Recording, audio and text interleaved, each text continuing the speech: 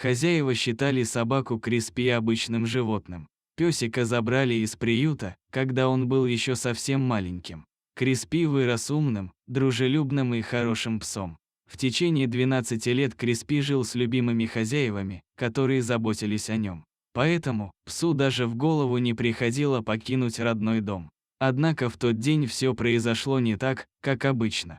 Когда хозяева проснулись утром, они заметили, что Криспи нет на месте. Пес выбежал через заднюю дверь. Они думали, что навсегда потеряли любимого питомца и очень расстроились. На тот момент они не подозревали, что вечером пес уже будет дома. Криспи ушел, будучи обычным псом, а вернулся уже в качестве героя. Такой вывод можно было сделать, изучив содержимое записки, прикрепленной к ошейнику животного. В записке были следующие слова: «Криспи – героический пес». Хелен застряла в ветвях, а он спас ее из беды. Роб. Как оказалось, Роб – сосед хозяев Криспи. Хелен – собака Роба. Интуитивно Криспи почувствовал, что соседская собака в беде, и отправился спасать ее. Вечером он вернулся в обессиленном состоянии и сразу провалился в сон.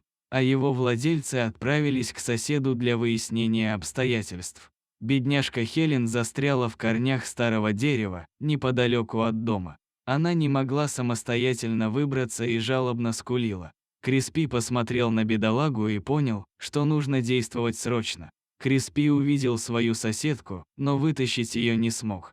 Он быстро побежал к Робу, схватил его за штанину и начал тащить, словно умоляя пойти вместе с ним. Мужчина сначала недоумевал, в чем дело, но потом отправился туда, куда повела собака. Увиденное его поразило. Роб был удивлен находчивостью и добротой пса. Они освободили Хелен, а после этого Роб отвел животных к себе домой и угостил вкусной едой. Чтобы хозяева Криспи не злились на пса за совершенный побег, сосед прикрепил к его ошейнику пояснительную записку.